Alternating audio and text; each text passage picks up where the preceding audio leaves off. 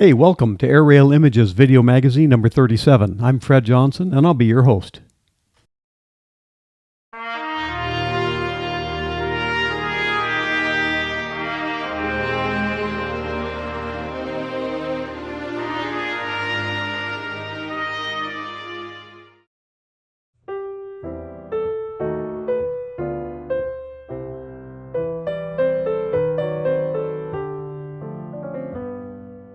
"1909 saw the birth of the first aircraft bought by the Army, and hence the starting point for the National Museum of the U.S. Air Force. It was the year that introduced the song "By the Light of the Silvery Moon" that accompanies this video.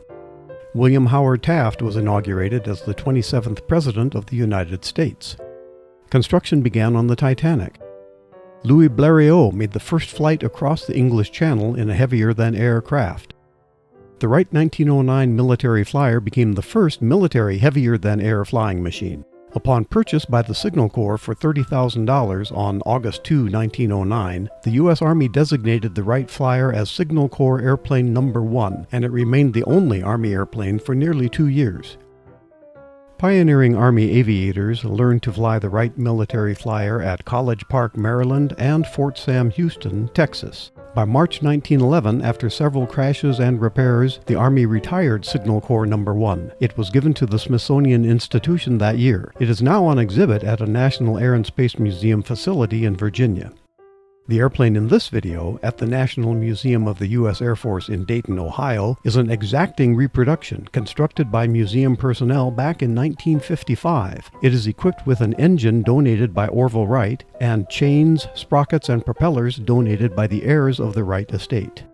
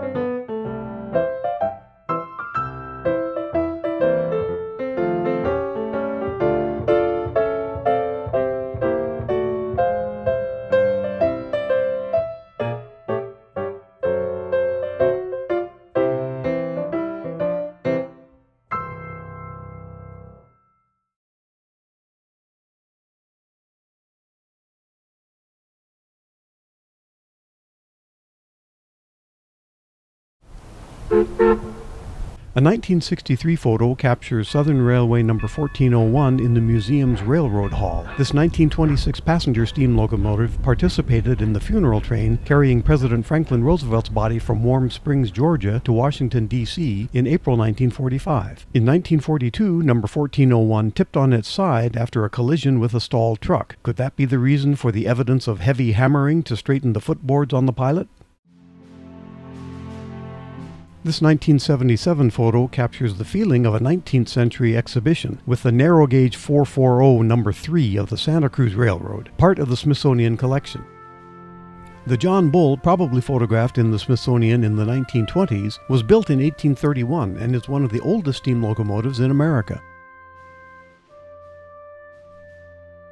Displayed closer to its original configuration in the museum in the 1880s, John Bull's modified pilot wheels and cowcatcher were removed. Vintage replica of the Stourbridge Lion steam locomotive, imported from England in 1829 as America's first steam engine, was photographed in the Smithsonian in 1888, according to caption data. Pennsylvania Railroad 440 photographed at Altoona, Pennsylvania, circa 1868.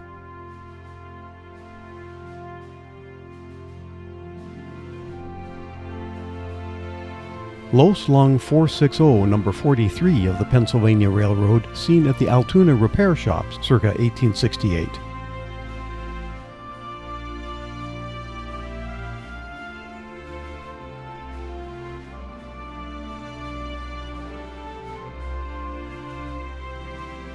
The dominant and growing mode of transportation, a steam locomotive, was depicted on this banknote from Mississippi, dating from May of 1862.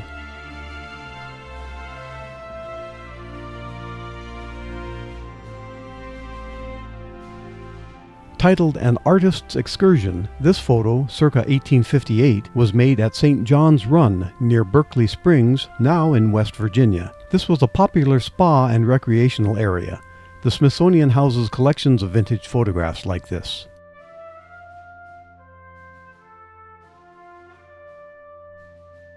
The Dale Creek Bridge was an engineering marvel on the Union Pacific in Wyoming. An original 1868 wooden trestle was replaced with iron and guy wires as seen in the photo circa 1885. By 1901 the bridge was bypassed by a rerouting of tracks over Sherman Hill.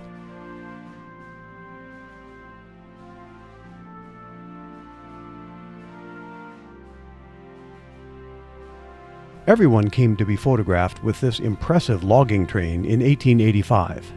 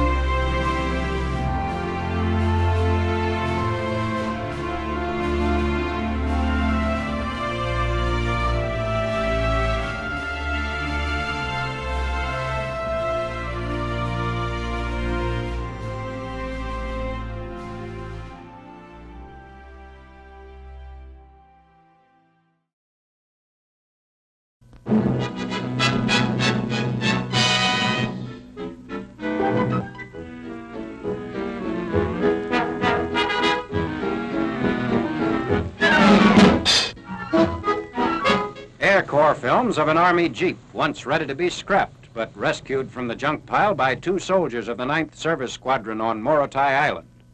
The car was rebuilt with parts found in airplane scrap piles and other salvage materials. The engine was given a thorough overhauling.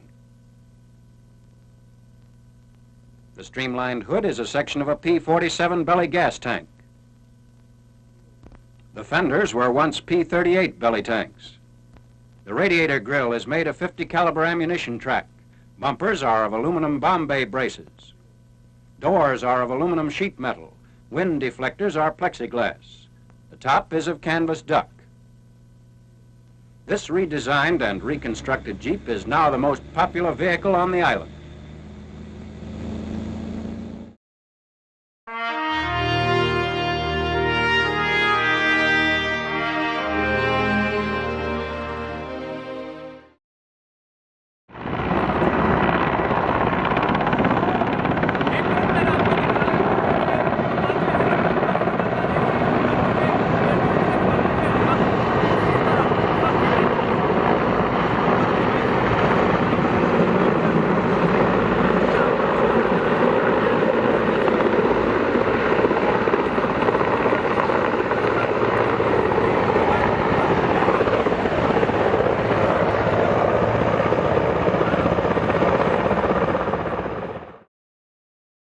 Well, that wraps it up for Airailimages Video Magazine number 37. Thanks for watching.